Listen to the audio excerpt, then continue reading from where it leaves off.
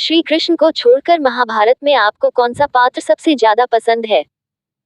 इस सवाल का जवाब प्रत्येक व्यक्ति के पास अलग अलग होगा। कुछ लोग हैं जिन्हें खलनायक पसंद है और कुछ को नायक। सबकी अपनी अपनी पसंद होती है। अब सवाल ये भी उठता है कि सचमुच ऐसे कितने लोग थे जिन्हें पसंद किया जा सकता है, और ऐसा कौन सा एकमात्र व्यक्ति है जो कि सबकी पसंद का हो? आओ बताते हैं ऐसे लोगों के बारे में जिनको केंद्र में रखकर कई किताबें लिखी गई। नंबर 1, भीष्म पितामह। कृष्ण के बाद भीष्म का नंबर आता है, जो महाभारत के प्रमुखों में से एक थे। द्यूत नामक वसु ने ही भीष्म के रूप में जन्म लिया था। वशिष्ठ ऋषि के शाप व इंद्र की आज्ञा से 8 वसुओं को शांतनु गंगा से उत्पन्न होना पड़ा। 7 को तो गंगा ने नदी में बहा दिया, जबकि 8वें वसु द्यू जिंदा रह गए। वही भीष्म थे, जिनका प्रारंभिक नाम देवव्रत था। भीष्म चाहते तो महाभारत का ये युद्ध नहीं होता, लेकिन उन्होंने क्यों नहीं चाहा? इसके कई कारण थे। भीष्म ने हस्तिनापुर की भलाई के लिए न्याय और अन्याय के बारे में कभी नहीं सोचा। भीष्म ने ही अपने पिता शांतनु का विवाह सत्यवती से करवाया। सत्यवती के पुत्र चित्रांगद और विचित्रवीर्य के लिए अंबालिका और अंबिका का हरण किया था। उन्होंने ही गांधार नरेश की राजकुमारी गांधारी का जबरन विवाह धृतराष्ट्र से करवाया था। परशुराम ने अंबा को न्याय दिलाने के लिए भीष्म से युद्ध किया था, लेकिन इसका कोई परिणाम नहीं निकला। बाद में अंबा ने जब शाप देकर आत्महत्या कर ली तो वही अंबा नया जन्म लेकर शिखंडी के रूप में आई और भीष्म की मौत का कारण बनी। इच्छा मृत्यु के चलते भीष्म ने 58 दिन बाद सूर्य के उत्तरायण होने के बाद ही अपना शरीर छोड़ा था। इस तरह भीष्म के कई रोचक किस्से आपको महाभारत में पढ़ने को मिलेंगे। महाभारत में जिस तरह गीता का महत्व है, उसी तरह भीष्म नीति का भी महत्व है। नंबर 2, कर्ण। कई लोग हैं जो कर्ण को हर तरह से सही मानते हैं। कर्ण के पास अमोघ अस्त्र था, कवच कुंडल थे, और वह सबसे बड़ा दानवीर था। लेकिन युद्ध में कवच कुंडल काम नहीं आए, और उसके बदले मिला अमोघ अस्त्र भी उसने अर्जुन के बजाय घटोत्कच पर चला दिया। असहाय अवस्था में कर्ण को मार दिया गया। उसने परशुराम से ब्रह्मास्त्र चलाना सीखा, लेकिन शाप के चलते इन वक्त पर उसे चलाना भूल गया। कर्ण ने कुंती को वचन दिया था कि अर्जुन को छोड़कर मैं अपने अन्य भाइयों पर शस्त्र नहीं उठाऊंगा। देवताओं में सबसे प्रमुख सूर्यदेव के पुत्र कर्ण के जीवन से जुड़े कई रोचक प्रसंग हैं। उनके पालक माता पिता का नाम अधीर्त और राधा था। उनके गुरु परशुराम और मित्र दुर्योधन थे। हस्तिनापुर में ही कर्ण का लालन पालन हुआ। उन्होंने अंगदेश के राज सिंहासन का भार संभाला था। जरासंध को हराने के कारण उनको चंपा नगरी का राजा बना दिया गया था। नंबर 3, अश्वत्थामा। गुरु द्रोणाचार्य के पुत्र और कृपाचार्य के भांजे अश्वत्थामा रुद्र के अंशावतार थे। पिता पुत्र और मामा भांजे की जोड़ी ने मिलकर महाभारत में कोहराम मचा दिया था। उसने ही युद्ध के अंत में ब्रह्मास्त्र चला दिया था। अश्वत्थामा को संपूर्ण महाभारत के युद्ध में कोई हरा नहीं सका था। वे आज भी अपराजित और अमर हैं। अश्वत्थामा राजपुत्र नहीं था, वह जीवन के संघर्ष की आग में तपकर सोना बना था। सारे दिव्यास्त्र, आग्नेयास्त्र, वरुणास्त्र, पर्जन्यास्त्र, वायव्यास्त्र, ब्रह्मास्त्र, नारायणास्त्र, ब्रह्मशिर आदि सभी उसने सिद्ध कर लिए थे। वह भी द्रोण, भीष्म, परशुराम की कोटि का धनुर्धर बन गया। कृप, अर्जुन व कर्ण भी उससे अधिक श्रेष्ठ नहीं थे। जब राक्षसों की सेना ने घटोत्कच के नेतृत्व में भयानक आक्रमण किया तो सभी कौरव वीर भाग खड़े हुए।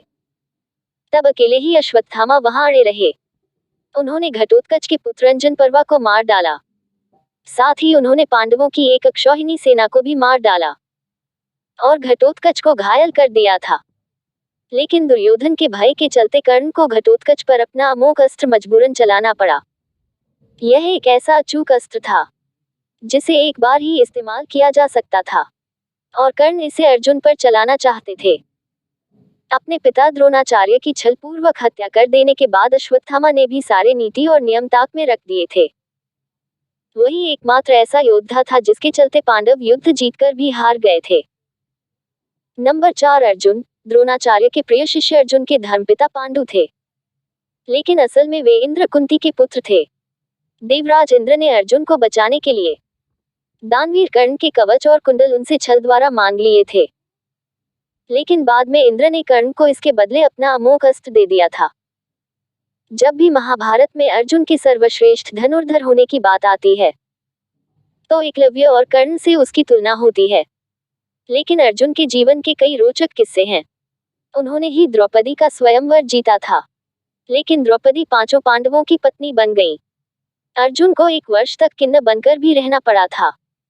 द्रौपदी के अलावा अर्जुन की सुभद्रा, उलूपी और चित्रांगदा नामक 3 और पत्नियां थीं। सुभद्रा से अभिमन्यु, उलूपी से ऐरावत, चित्रांगदा से बभ्रुवाहन नामक पुत्रों का जन्म हुआ। अर्जुन की पत्नी उलूपी मायावी शक्ति से संपन्न महिला थी। उसी का पुत्र रावण था। एक दूसरी पत्नी चित्रांगदा से बभ्रुवाहन नामक पुत्र हुआ जिसने अर्जुन का वध कर दिया था। बाद में उलूपी ने उन्हें जिंदा कर दिया था। अर्जुन ने ही अनजाने में हनुमान जी की परीक्षा ले ली थी। रिश्ते में अर्जुन भगवान श्री कृष्ण जीजा साले थे। अर्जुन ने जन्म से लेकर मृत्यु तक कई बड़े बड़े कार्य किए थे। अपने पुत्र अभिमन्यु के मारे जाने के बाद अर्जुन ने संकल्प लेकर ही विचित्र स्थिति में जयद्रथ का वध किया था। अर्जुन के श्रेष्ठ सवालों के कारण ही श्री कृष्ण गीता कह पाए थे। श्री कृष्ण के देह त्यागने के बाद अर्जुन ने ही सभी यदुवंशियों को द्वारिका से लाकर हस्तिनापुर, इंद्रप्रस्थ और मथुरा में पुनः बसाया था। नंबर 5 विदुर। भारत में चाणक्य से पूर्व कई महान नीतिज्ञ हुए हैं।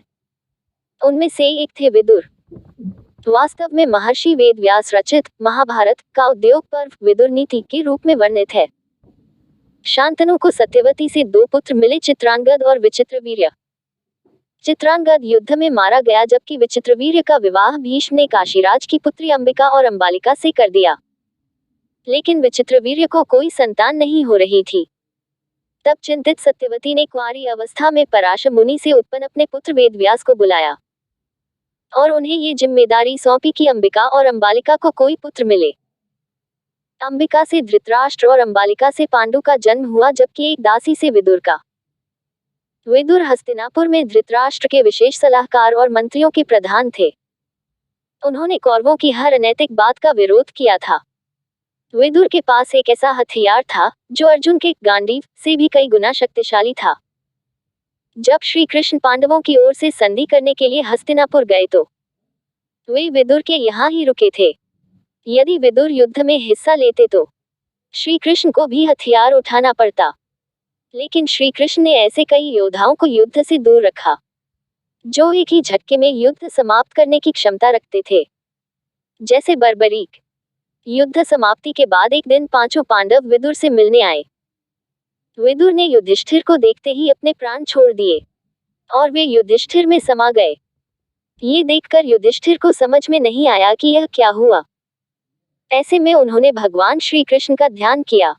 श्री कृष्ण प्रकट हुए और उन्होंने कहा कि विदुर भी धर्मराज के अंश थे, अतः वे तुम में समा गए। लेकिन अब मैं विदुर की इच्छानुसार दिया गया अपना वचन पूरा करूंगा।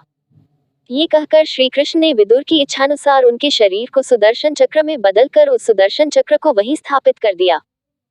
नंबर 6 कुंती। कुंती को यह वरदान था कि वह किसी भी देवता को बुलाकर उनके साथ नियुक्त कर सकती थी।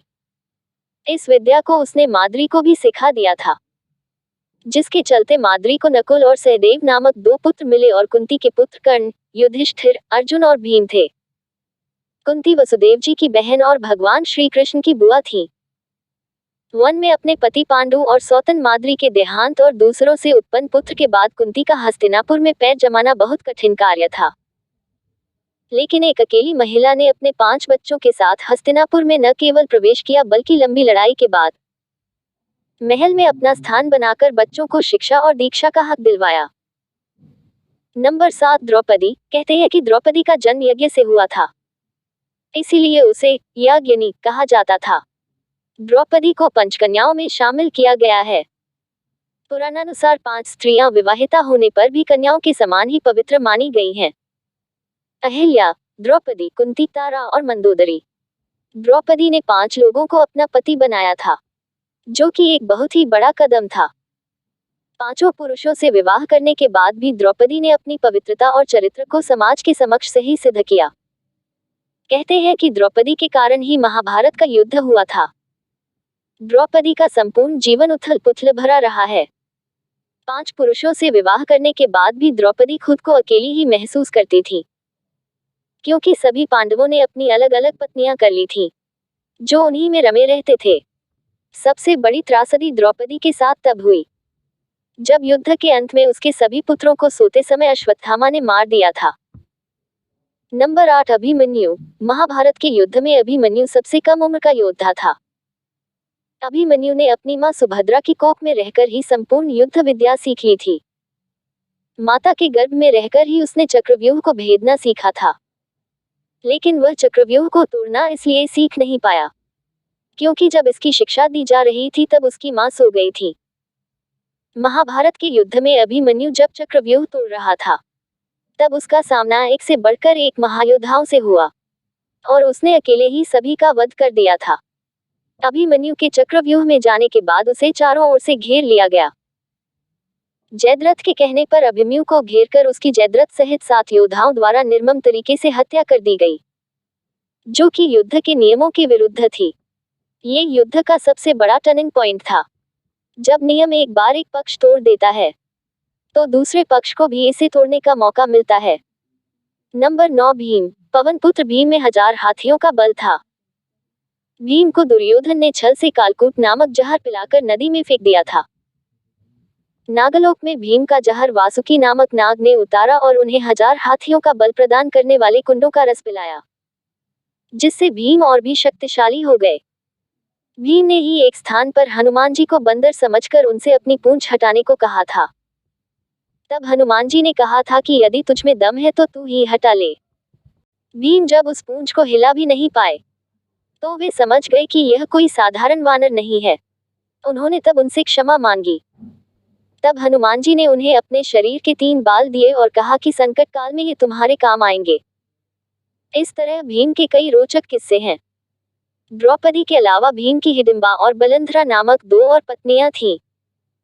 हिडिंबा से घटोत्कच और बलंधरा से सरवन का जन्म हुआ। वनवास के दौरान भीम ने हिडिंबा नामक राक्षसनी से विवाह किया था, जिससे उनका घटोत्कच नामक पुत्र हुआ। घटोत्कच के एक पुत्र का नाम बर्बरीक और दूसरे का नाम अंजन पर्वा था। युद्ध में भीम ने ही दुर्योधन सहित सभी कौरवों का वध कर दिया था। नंबर 10 वेदव्यास। ऋषि पराशर और निषाद कन्या सत्यवती के पुत्र वेदव्यास का नाम कृष्ण विपान है। उन्होंने वेदों का विभाग किया, इसलिए उनको व्यास या वेदव्यास कहा जाता है। उन्होंने महाभारत और पुराणों की रचना की थी। धृतराष्ट्र, पांडु और विदुर को महर्षि वेदव्यास का ही पुत्र माना जाता है।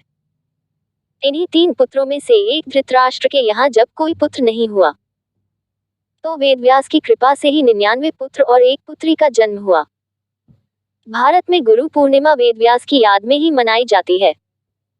महाभारत के अंत में जब अश्वत्थामा ब्रह्मास्त्र छोड़ देता है, तो उसके ब्रह्मास्त्र को वापस लेने के लिए वेदव्यास अनुरोध करते हैं, लेकिन अश्वत्थामा वापस लेने की विद्या नहीं जानता था, तो उसने उस अस्त्र को अभिमन्यु की पत्नी उत्तरा के गर्भ में उतार दिया था।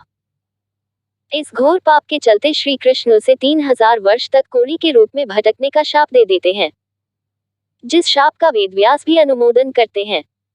महाभारत में वेदव्यास की भी कई महत्वपूर्ण घटनाक्रमों में उपस्थिति रही है।